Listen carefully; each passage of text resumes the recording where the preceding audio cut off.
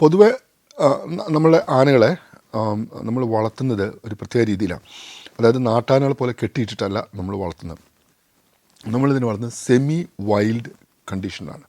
സെമിയെക്കാട്ടും കൂടുതൽ അതിനെക്കാട്ടും കൂടുതൽ വൈൽഡർനെസ്സിലാണ് നമ്മളിതിനെ വളർത്തുന്നത്. അല്ലാതെ നാട്ടാനെ പോലെ നമ്മൾ കെട്ടിയിട്ടിട്ടല്ല വളർത്തുന്നത്. നമ്മൾ ചട്ടം വേറെയാണ്. ഞാൻ പറഞ്ഞല്ലോ, പോസിറ്റീവ് റീഇൻഫോഴ്സ്മെൻ്റാണ് നമ്മൾ ചെയ്യുന്നത്.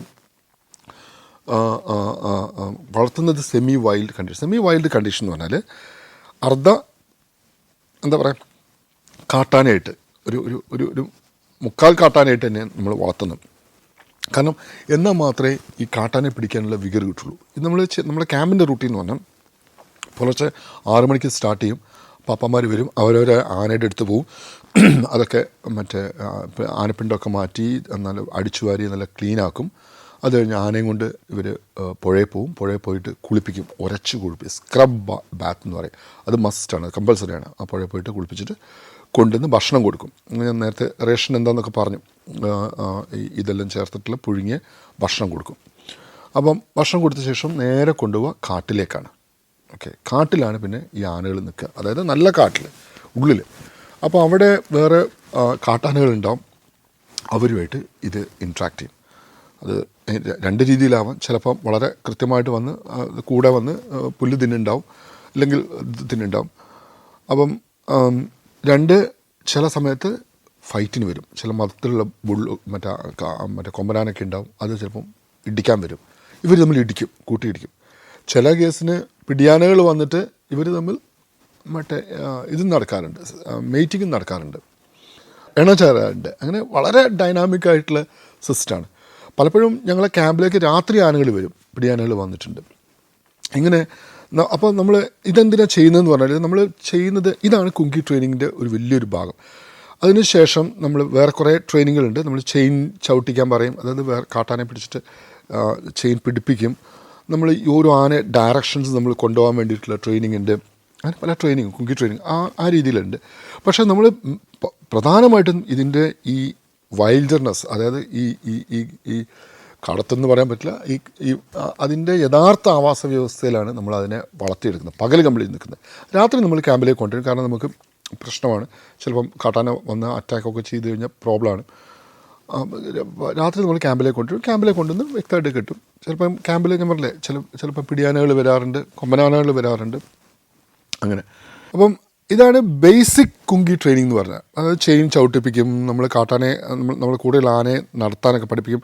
അതായത് 2 സൈഡിൽ നിർത്തിയിട്ട് നമ്മൾ പൊതുവേ നമ്മളൊരു ഒരു ആന പിടുത്തത്തിന് നമ്മൾ ചെയ്യാമെന്ന് പറഞ്ഞാൽ 3 ആനയാണ് ഉപയോഗിക്കുക.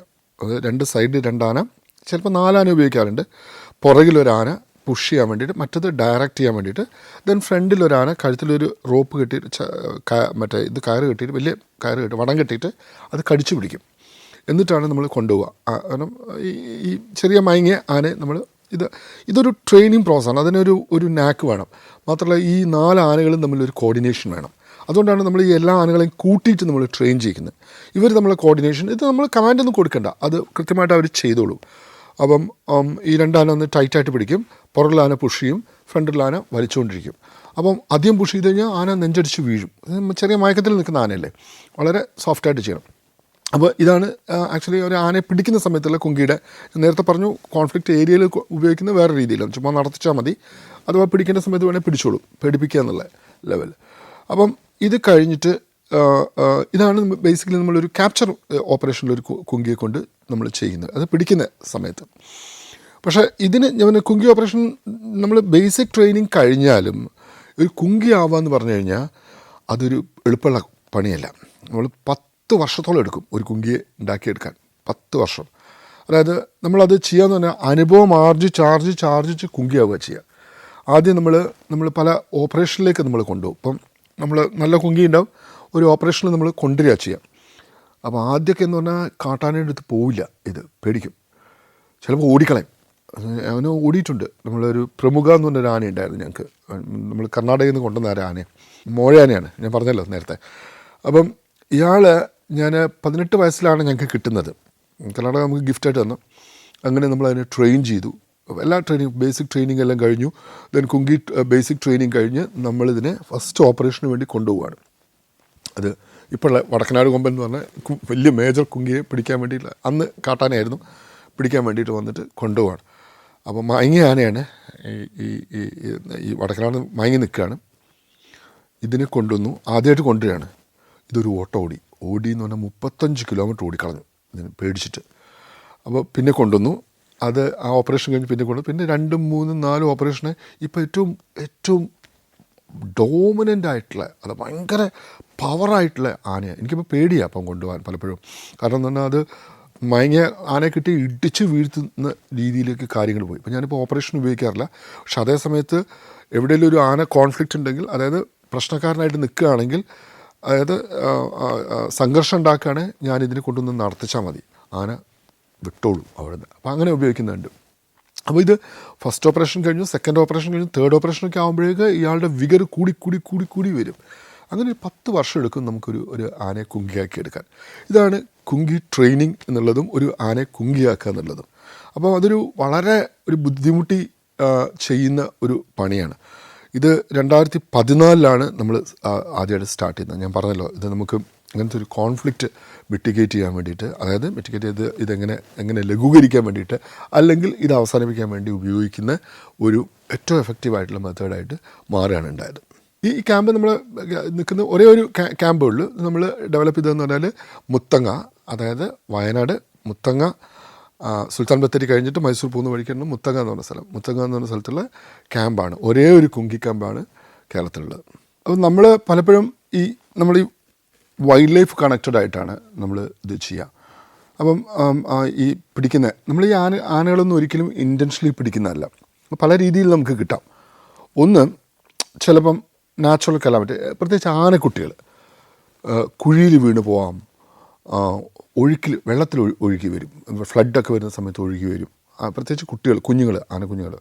അപ്പോൾ അതൊക്കെ വന്നു കഴിഞ്ഞാൽ നമുക്ക് വേറെ നിവൃത്തിയില്ല, നമ്മൾ ക്യാമ്പിലേക്ക് കൊണ്ടുവരിക ചെയ്യാം. ക്യാമ്പിലേക്ക് കൊണ്ടുവന്നിട്ട് നമ്മൾ പ്രത്യേകിച്ച് ചെറിയ കുട്ടികളാണെങ്കിൽ വളരെ ബുദ്ധിമുട്ടായിട്ടുള്ള കാര്യമാണ്. 24/7 നമ്മൾ അതിൻ്റെ കൂടെ വേണം, അതിൻ്റെ പാപ്പാൻ.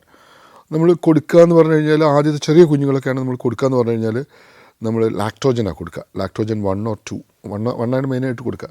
അതിൻ്റെ കാരണം എന്ന് പറഞ്ഞു കഴിഞ്ഞാൽ, ഈ ആനയുടെ പാലും മനുഷ്യൻ്റെ പാലും സെയിമാണ്. 1 or 2 മറ്റേ ഫാറ്റി ആസിഡ് വ്യത്യാസങ്ങളേ ഉള്ളൂ. അതാണ് പണ്ട് സായാം എന്ന് പറയുന്ന പഴയ തായ്ലൻഡിലൊക്കെ ചെയ്തിരുന്ന ഈ രാജാവിൻ്റെ ഇമ്പീരിയൽ എലഫൻസ് ഉണ്ട്, അതിന് ചെയ്യുന്ന ബ്രസ്റ്റ് ഫീഡിങ്ങാണ് ചെയ്യുന്നത്. അതിനായിട്ടുള്ള സറോഗേറ്റ് വിമൻ ഉണ്ടായിരുന്നു.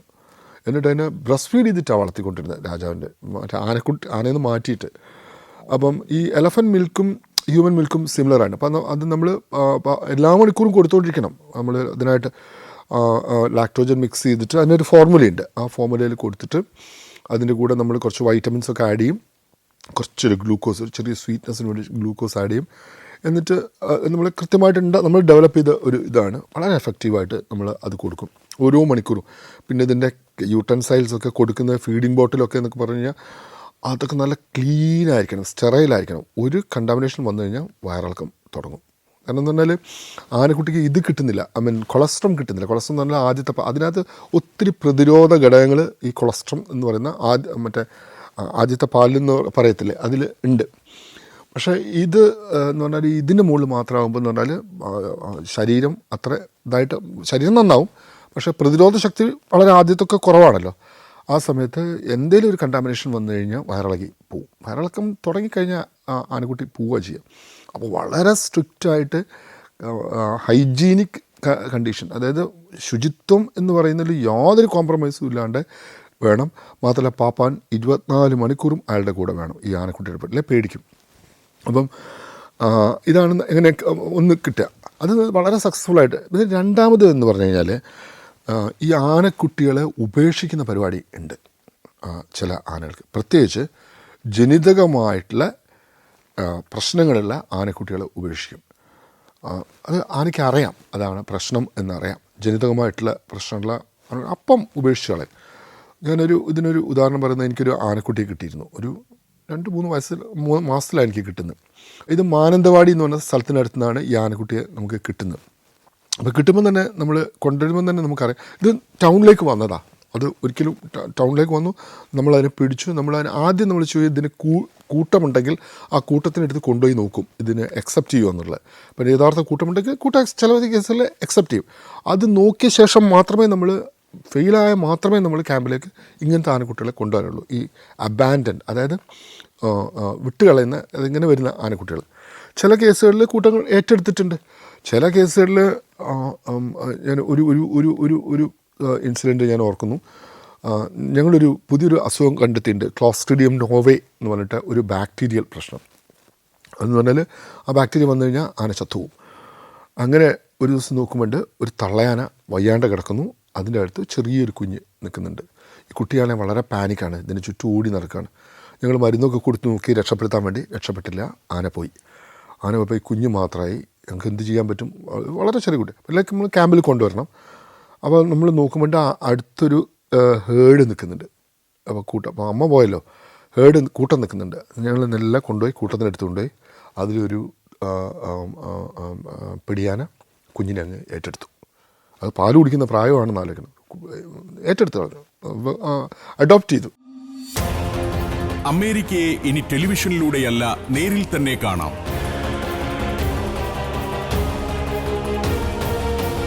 സഞ്ചാരം ഒരുക്കുന്ന 14 ദിവസം നീണ്ടു നിൽക്കുന്ന ഒരു അവിസ്മരണീയ യാത്ര.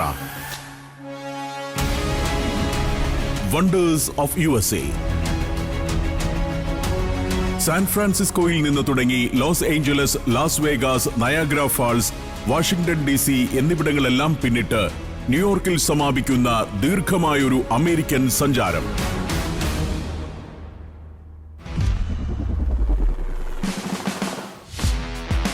അത്ഭുതകരമായ കാഴ്ചകളിലേക്കും അനുഭവങ്ങളിലേക്കുമുള്ള യാത്ര കൂടിയാണിത്.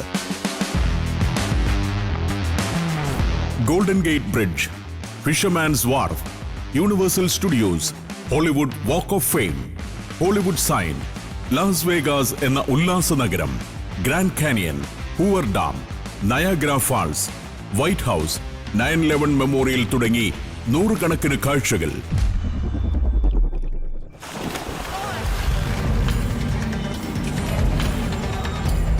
നിങ്ങളുടെ ജീവിതത്തിൽ ഒരിക്കലും മറക്കാനാവാത്തതായിരിക്കും ഈ അമേരിക്കൻ സഞ്ചാരം. US വിസയുള്ളവർ ബുക്കിംഗിനും കൂടുതൽ വിവരങ്ങൾക്കും ഉടൻ വിളിക്കൂ.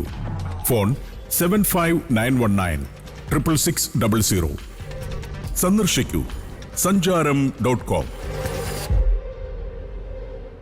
വേറെ അനുഭവമുണ്ട്. ഞങ്ങൾ ക്യാമ്പിൽ ഒരു ഫീമെയിൽ എലഫൻ്റ് ഉണ്ടായിരുന്നു.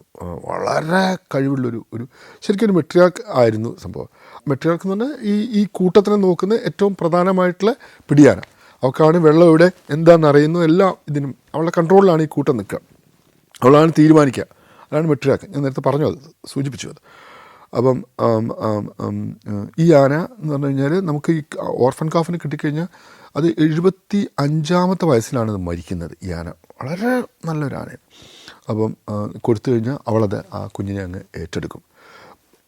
ഈവൻ പാലില്ലെങ്കിൽ പോലും ബ്രസ്റ്റ് ഫീഡ് ചെയ്യുന്ന ആനയാണ്. അങ്ങനെ നടക്കാറുണ്ട്. സറോഗേറ്റ് മദേഴ്സും ഇങ്ങനെയുള്ള അഡോപ്ഷൻസും നടക്കാറുണ്ട് ആനകളിൽ.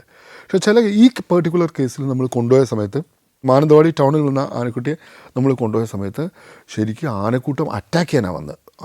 ഓടിച്ചു കൊല്ലുന്ന ദിവസം നമ്മൾ രണ്ടാമത് പിടിച്ചെടുത്തുകൊണ്ട് വന്നു. അങ്ങനെ 2-3 ഹേർഡ് നോക്കി നിവൃത്തിയില്ലാണ്ടായിട്ട് നമ്മൾ ക്യാമ്പ് കൊണ്ടുവന്ന് കുഴപ്പമൊന്നുമില്ല. നമ്മൾ ഇതേപോലെ ലാക്ടോജൻ ഫീഡിങ് ഒക്കെ സ്റ്റാർട്ട് ചെയ്തു. എല്ലാം കുഴപ്പമില്ലാണ്ട്. പക്ഷേ ഒരു 6 മാസം കഴിയുന്ന സമയത്താണ് ഇതിന് പെട്ടെന്ന് ഈ ജെന്നി എന്ന് പറയുന്ന ഫിറ്റ്സ് ഇളകുന്നത്. അപ്പോഴേ പാപ്പാനെ വിളിച്ചു പറഞ്ഞു, ആനക്കുട്ടി ഇങ്ങനെ കിടന്ന് ഉരുളുന്നുണ്ട്, ഭയങ്കര പ്രശ്നമാണ്. അപ്പോഴേ ഞാൻ ഓടി വന്നിട്ട് നമ്മളതിനുള്ള മരുന്നൊക്കെ കൊടുത്തു, ഡയാസമൊക്കെ കൊടുത്തു, മരുന്നൊക്കെ കൊടുത്തു. അത് കാമായി. അത് കഴിഞ്ഞിട്ട് ഒരു 3 മാസം കഴിയുമ്പോൾ വീണ്ടും വന്നു. അപ്പോഴത്തേക്ക് ഞാൻ പറഞ്ഞില്ലേ, 1 വർഷം ആവാനായി. പിന്നെ വന്ന് നോക്കുമ്പം എല്ലാ ആഴ്ചയും വരാൻ തുടങ്ങി, എല്ലാ ദിവസവും വരാൻ തുടങ്ങി. ഒരു നിവൃത്തിയില്ല. നമ്മൾ എത്ര വെച്ച് കൊടുക്കും? എന്നാലും ഇങ്ങനെ കൊടുത്ത് ഒരു ഫണ്ടേ നമ്മൾ കാണുന്നത് ഇത് മരിച്ചു കിടക്കുന്നതായിട്ടാണ് നമ്മൾ കാണുന്നത്. മരിച്ചിട്ട് ഉറങ്ങാമെന്ന് വിചാരിച്ച് നോക്കുമ്പോൾ മരിച്ചു കിടക്കുകയാണ്. അങ്ങനെ ഞാൻ പോസ്റ്റ്മോർട്ടം ചെയ്ത് നോക്കുമ്പം ഇതിൻ്റെ തലയോട്ടി, ഇതിനൊരു ഒരു ജെനറ്റിക് കണ്ടീഷനാണ്. അത് തലയോട്ടി വികസിക്കത്തില്ല, അതിങ്ങനെ ഫിക്സ്ഡായിട്ട് നിൽക്കും. അതിനകത്ത് തലച്ചോറിങ്ങനെ ചുരുണ്ട് മടങ്ങി. അതുകൊണ്ടാണ് ഈ ജെന്നി വന്നത്, ഫിറ്റ്സ് വന്നത്. ഇതൊരു ജനറ്റിക് കണ്ടീഷനാണ് ഇത്. ജനറ്റിക് കണ്ടീഷൻ മീൻസ് ജനറ്റിക് ഡിസോർഡറാണ്, അതായത് ഒരു ജനിതക വൈകല്യമാണ് ഇത് സംഭവം. അത് മനുഷ്യനിലൊക്കെ ഉണ്ട്, കേസുകൾ റിപ്പോർട്ട് ചെയ്തിട്ടുണ്ട്. അപ്പോൾ അങ്ങനത്തെ ഒരു കണ്ടീഷൻസ് പലപ്പോഴും ഉണ്ടാകും. ഈ ജനിതകമായ വൈകല്യങ്ങൾ ചില ആനക്കുട്ടികളുടെ, ഞാൻ പറഞ്ഞാൽ ക്ലൈറ്റോറിസ് എന്ന് പറയുന്നത് ചില ആനക്കുട്ടികൾക്ക് വളരെ വലുപ്പത്തിലായിരിക്കും. ചിലപ്പം നമ്മൾ വിചാരിക്കും പീനിസാണ്, അതായത് പുരുഷലിംഗമാണെന്ന് നമ്മൾ വിചാരിക്കും. അത് ചില കേസുകളിലൊക്കെ നമ്മൾ ക്യാമ്പിലൊക്കെ ഉണ്ട്, ചില ആനക്കുട്ടികളുണ്ട് അബാൻഡൻ്റ് ആയിട്ട് കിട്ടിയതാണ്. അതൊക്കെ യൂറിനേറ്റ് ചെയ്യുന്ന സമയത്ത്, മൂത്രമൊഴിക്കുന്ന സമയത്തൊക്കെ നമ്മൾ വിചാരിക്കുന്ന കൊമ്പനാൻ ആണാനെന്ന് വിചാരിക്കും. അങ്ങനെയുള്ള ജനിതക ഡിഫക്റ്റുകളിൽ ഉള്ള ഒരുപാട് കേസുകളുണ്ട് ആനയ്ക്ക്. അതിനെല്ലാം ഉപേക്ഷിച്ചളയും. ദെൻ മൂന്നാമത്തെ ഗ്രൂപ്പ് എന്ന് പറഞ്ഞാൽ അത് കുറച്ച് കോൺട്രവേഴ്സിയിലാണ് ആക്ച്വലി. ചില പിടിയാനകൾ കുട്ടികളെ വളർത്താൻ കുറച്ച് ബുദ്ധിമുട്ടാണ്. എന്ന് പറഞ്ഞാൽ ഇപ്പോൾ ഒരു പിടിയാന ഒരു കുഞ്ഞുണ്ടായി നോക്കുക, ഒരു കടുവ ഓടിച്ചു കഴിഞ്ഞാൽ മറ്റേ നല്ല ആനയാണെങ്കിൽ ഇത് തിരിഞ്ഞ് നിൽക്കും, എന്നിട്ട് കടുവയായിട്ട് ഫൈറ്റ് ചെയ്യും. പക്ഷേ ഇത് ചില കേസുകൾ കുഞ്ഞുങ്ങളിട്ട് ഓടിക്കളയും. അങ്ങനത്തെ കേസുകൾ ഒക്കെ ഉണ്ട്. അങ്ങനെ വ്യക്തിപരമായിട്ടുള്ള ഇൻഡിവിജ്വൽ വൈസ് ആയിട്ടുള്ള ചില പ്രശ്നങ്ങളുണ്ട്. പിന്നെ നാലാമത് ഇപ്പം വരുന്നൊരു പ്രശ്നം നമ്മൾ കാണുന്നതെന്ന് പറഞ്ഞു കഴിഞ്ഞാൽ ആനക്കൂട്ടങ്ങളുടെ സൈസ്. പണ്ടൊക്കെ 10, 20, 30 ആനകളുണ്ടായിരുന്നു ഒരു കൂട്ടത്തിൽ. പിടിയാനകളുടെ കാര്യം പറയുന്നത് കേട്ടോ. ആനകൾ എപ്പോഴും സെപ്പറേറ്റാണ്, ഞാൻ പറഞ്ഞല്ലോ. ഈ ആനക്കൂട്ടത്തിലുള്ള ഇതിപ്പം ചെറിയ യൂണിറ്റായിട്ട് മാറി. അതായത് ഒരു കൂട്ടത്തിൽ ഇപ്പം 3, 4, 5 ആനയെ കാണുന്നുള്ളൂ. അപ്പം എന്താ പ്രശ്നം, ഈ 20 ആനയുള്ള കൂട്ടത്തിൽ അതിൻ്റെ മെട്രിയാർക്ക് എന്ന് പറയുന്ന, എന്താ പറയുക, തലേവി എന്ന് പറയുന്ന ആനയാണ് ഏറ്റവും കഴിവുള്ള ആന. അവളാണ് അതിനെ കൺട്രോൾ ചെയ്യുന്നത്. ഈ ചെറിയ യൂണിറ്റ് ആകുമ്പോൾ ഇത്രയും മെട്രിയാർക്കിനെ നമുക്ക് കിട്ടാനുള്ള സാധ്യത കുറവാണ്. അപ്പോൾ ഈ ചെറിയ യൂണിറ്റ് ആകുമ്പോൾ പെട്ടെന്ന് ഒരു ടൈഗറെ ആക്രമിക്കാനും ഇത് കുഞ്ഞു ഓടി മാറാനും ഒക്കെ സാധ്യത വളരെ കൂടുതലാണ്. ഇതൊരു പുതിയൊരു പ്രതിഭാസമായിട്ട് നമ്മൾ പലയിടത്തും കാണുന്നുണ്ട്, പല സ്ഥലങ്ങൾ, പ്രത്യേകിച്ച് വയനാട് പോലുള്ള സ്ഥലങ്ങളിൽ കാണുന്നതാണ്. പക്ഷേ തേക്കടി പോലുള്ള നമുക്ക് വലിയ കൂട്ടങ്ങൾ നമുക്ക് കാണാം, ഇപ്പോഴും കാണാം. അപ്പോൾ അതെന്തുകൊണ്ടാണെന്ന് നമുക്ക് അറിഞ്ഞൂടാ. കടുവയുടെ പ്രസൻസ് കൊണ്ടാണോ എന്ന് നമുക്ക് അറിഞ്ഞൂടാ. ഇതാണ് സംഭവിക്കുന്നത്. ഓക്കെ. പിന്നെ ഞാൻ പറഞ്ഞല്ലോ 1998 ഞാൻ ജോയിൻ ചെയ്തത് അസിസ്റ്റൻറ്റ് ഫോറസ്റ്റ് വെറ്ററിനറി ഓഫീസറായിട്ട്. പിന്നെ 2003 മുതൽ 2007 വരെ ഞാൻ പുറത്തായിരുന്നു. ഹയർ എഡ്യൂക്കേഷൻസ് എല്ലാം കഴിഞ്ഞു. അതിനുശേഷം ഞാൻ PhD എടുത്തു. വൈൽഡ് ലൈഫ് ബയോളജിയിലാണ് എൻ്റെ PhD എടുത്തത്. പിന്നെ കണ്ടിന്യൂ ചെയ്തു, അത് മറ്റേ ഇതായിട്ട് തന്നെ എടുത്തത്. പിന്നെ അത് കഴിഞ്ഞ് ഞാൻ തിരിച്ചു വന്നു. അത് കഴിഞ്ഞിട്ട് കുറച്ചു കാലം ഡെപ്യൂട്ടേഷനിൽ വെറ്ററിനറി യൂണിവേഴ്സിറ്റിയിൽ ഒരു centre for wild life studies ഉണ്ട്, അവിടെ ജോലി ചെയ്തു. അത് കഴിഞ്ഞ് വീണ്ടും ഫോറസ്റ്റിലേക്ക് വന്നു. ദെൻ 2012 ഞാൻ ഫോറസ്റ്റ് വെറ്ററിനറി ഓഫീസറായി, FEO എന്ന് പറഞ്ഞിട്ട് ഫോറസ്റ്റ് വെറ്ററിനറി, മറ്റത് അസിസ്റ്റൻറ്റ് ഫോറസ്റ്റ് വെറ്ററിനറി ഓഫീസറായത്, പിന്നെ ഫോറസ്റ്റ് വെറ്ററിനറി ഓഫീസറായി. ഇപ്പം ഈ കഴിഞ്ഞ ഒരു 1.5 വർഷമായിട്ട് ഞാൻ ചീഫ് ഫോറസ്റ്റ് വെറ്ററിനറി ഓഫീസറാണ്. അതായത് നമ്മൾ സ്റ്റേറ്റിൽ ഒരൊറ്റ പോസ്റ്റേ ഉള്ളൂ. ഞങ്ങൾ തുടങ്ങുന്ന സമയത്ത് ഞാൻ പറഞ്ഞല്ലോ 2 പോസ്റ്റേ ഉണ്ടായിരുന്നുള്ളൂ, ഒരു ഫോറസ്റ്റ് വെറ്ററിനറി ഓഫീസറും ഒരു അസിസ്റ്റൻറ്റ് ഫോറസ്റ്റ് വെറ്ററിനറി ഓഫീസർ. ഒരാൾ Konni, assistant forest veterinary officer Wayanad wildlife sanctuary. അത് അവിടെയായിരുന്നു ഞാൻ ജോയിൻ ചെയ്തത് 98. അതിനുശേഷം ഒരു പോസ്റ്റ് ഇവിടെ വന്നു, അത് assistant forest veterinary officer Periyar tiger റിസർവിൽ, അതായത് ഇടുക്കിയിലെ പെരിയാർ ടൈഗർ റിസർവിൽ ഒരു പോസ്റ്റ് വന്നു. അതിന് കാലങ്ങൾക്ക് ശേഷമാണ് നമുക്കിതിൻ്റെ നെസസിറ്റി, ഇതിൻ്റെ ആവശ്യം കൂടി വരുന്നു. മനുഷ്യ വന്യജീവി സംഘർഷം വർദ്ധിക്കുന്നു. അപ്പം ഇതിന് വേണ്ടിയിട്ട് പിന്നെ നമ്മൾ കുറച്ച് പോസ്റ്റുകൾ, 14 പോസ്റ്റുകൾ ഉണ്ടാക്കി. ഇപ്പോൾ 17 പോസ്റ്റിൽ നിൽക്കുകയാണ്. അതായത് വെറും 2 പോസ്റ്റിൽ നിന്ന് 17 പോസ്റ്റായിട്ട് എൻ്റെ സർവീസ് കാലഘട്ടങ്ങളിലുണ്ടായ ഒരു മാറ്റമാണ്. അപ്പം അതിൽ 15 അസിസ്റ്റൻറ്റ് ഫോറസ്റ്റ് വെറ്ററിനറി ഓഫീസർ, ഒരു ഫോറസ്റ്റ് വെറ്ററിനറി ഓഫീസർ, ഒരു ചീഫ് ഫോറസ്റ്റ് വെറ്ററിനറി ഓഫീസർ. ഇപ്പോൾ എൻ്റെ പോസ്റ്റ് വരുന്നത് ഇപ്പോൾ ഹെഡ്ക്വാർട്ടേഴ്സിലാണ്, തിരുവനന്തപുരത്താണ് എൻ്റെ ഓഫീസ് വരുന്നത്. പിന്നെ ഇത് നമ്മൾ 6 ഹോസ്പിറ്റലുകൾ നമ്മൾ ഓൾറെഡി ഇപ്പം സ്റ്റാർട്ട് ചെയ്തു. തുടക്കത്തിൽ തന്നെ പുതിയതായിട്ട് 6 ഹോസ്പിറ്റൽ, ബാക്കിയെല്ലാം ഹോസ്പിറ്റൽ വർക്ക് ചെയ്യുന്നുണ്ട്, പക്ഷേ അത്ര ഫങ്ഷണൽ ഹോസ്പിറ്റലല്ല. ഇത് ഡെഡിക്കേറ്റഡ് ആയിട്ടുള്ള വൈൽഡ് ലൈഫ് ഹോസ്പിറ്റൽസ് 6 കഴിഞ്ഞു. ഇനി ബാക്കിയെല്ലാം തുടങ്ങാൻ പോകുന്നു. അപ്പോൾ ഇത് കഴിഞ്ഞ ഒരു 4-5 വർഷമായിട്ടാണ് നമ്മൾ പെട്ടെന്ന് ഉള്ള ഈ ഡെവലപ്മെൻറ്റ് ഉണ്ടായത്. അത് ഗവൺമെൻറ് വളരെ ഇനീഷ്യേറ്റീവ് എടുത്തിട്ട് തന്നെ ചെയ്ത ഒരു കാര്യമാണ്. ഇതാണ് എൻ്റെ ഇത്. പിന്നെ എൻ്റെ ഫാദർ എന്ന് പറഞ്ഞാൽ KT സക്കറിയ. അദ്ദേഹം സ്റ്റാറ്റിസ്റ്റിക്സിൽ ജില്ലാ ഓഫീസറായിരുന്നു. അമ്മ ടീച്ചറാണ്, ആലീസ് ഐസക് എന്ന് പറഞ്ഞിട്ട് ടീച്ചറാണ്. 2 പേർക്കും പ്രായമായിട്ടുണ്ട്. എൻ്റെ മൂത്ത ബ്രദർ ഡോക്ടർ അനിൽ സക്കറിയ, അദ്ദേഹം വെറ്റനറി സർജനായിരുന്നു. തവളകളിൽ ഒരുപാട് വർക്ക് ചെയ്തിട്ടുണ്ട്. 15 സ്പീഷീസോളം തവളകളെ പുള്ളി പുതുതായിട്ട് കണ്ടെത്തിയിട്ടുണ്ട്. 2-3 ജീനസ് തന്നെ കണ്ടെത്തിയിട്ടുണ്ട്. അങ്ങനെ പുള്ളി അതിൽ ആംഫിബിയനാണ് പുള്ളിയുടെ സ്പെഷ്യലിസ്റ്റും. തവളകളിലാണ് പുള്ളിയുടെ വർക്ക് കംപ്ലീറ്റ്. 15 പുതിയ സ്പീഷീസ് ആയിട്ട് തന്നെ. പിന്നെ എൻ്റെ മൂത്ത ചേട്ടൻ, ഞാൻ ഏറ്റവും ഇളയതാണ്. എൻ്റെ അടുത്ത ചേട്ടൻ എന്ന് പറഞ്ഞാൽ അജിത് സക്കറിയ എന്ന് പറയും. അദ്ദേഹം ബിസിനസ്സായിട്ട് പാലക്കാടാണ് നിൽക്കുന്നത്. പിന്നെ എനിക്ക് 2 മക്കളാണ്, പെൺകുട്ടികളാണുള്ളത്. മൂത്താൾ ഡോക്ടർ അഞ്ജലി അരുൺ, ഇപ്പം MD ചെയ്യാണ് എയിംസിൽ. രണ്ടാമത്തെ ആൾ Aparna Arun, doctor Aparna Arun house surgency ചെയ്യാണ് തിരുവനന്തപുരം മെഡിക്കൽ കോളേജിൽ. ഇതാണ് എൻ്റെ ലൈഫ്.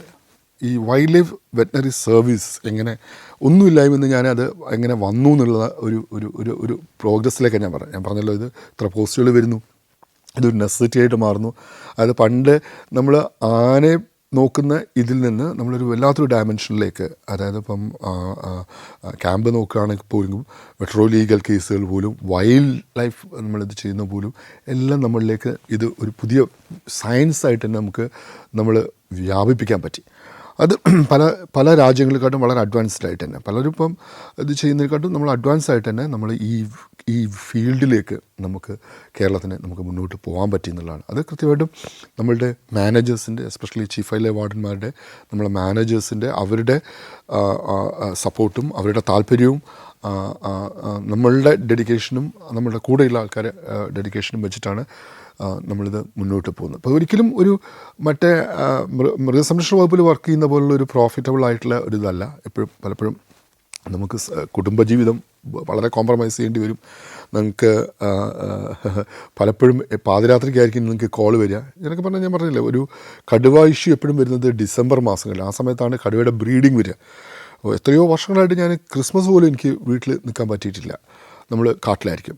അപ്പം ഫാമിലി ലൈഫ് കോംപ്രമൈസ് ചെയ്യും, കുഞ്ഞുങ്ങളോടുള്ള ലൈഫ് കോംപ്രമൈസ്ഡ് ആയിരിക്കും. നിങ്ങൾക്ക് വലിയ ഫിനാൻഷ്യൽ ബെനിഫിറ്റുകളൊന്നും ഉണ്ടാവത്തില്ല, നിങ്ങൾക്ക് റിസ്ക് അലവൻസ് പോലും ഇല്ല. അപ്പോൾ അങ്ങനത്തെ ഒരു റിസ്ക്കാണ്, ലൈഫ് റിസ്ക്കാണ്. ഓക്കെ, എത്ര പേര്, എൻ്റെ പ്രിയപ്പെട്ട സ്റ്റാഫ് ഹുസൈൻ ആന ചവിട്ടി മരിച്ചതാണ്.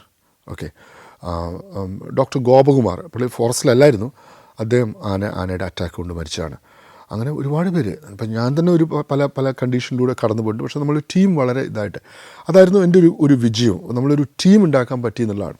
അപ്പം ഇതൊരു ഇമ്പോർട്ടൻറ്റ് സംഭവമാണ്. ഞാൻ പറഞ്ഞത് ഒരു ടീം വർക്കാണ്, റാദർ ദാൻ ഒരു ഇൻഡിവിജ്വലിന് അങ്ങനത്തെ ഒരു രീതിയിലേക്ക് ഒരു AFEOക്കോ ഒരു FEOക്കോ ഒരു CFEOക്കോ ചെയ്യാൻ പറ്റുന്ന കാര്യം മാത്രമല്ലത്.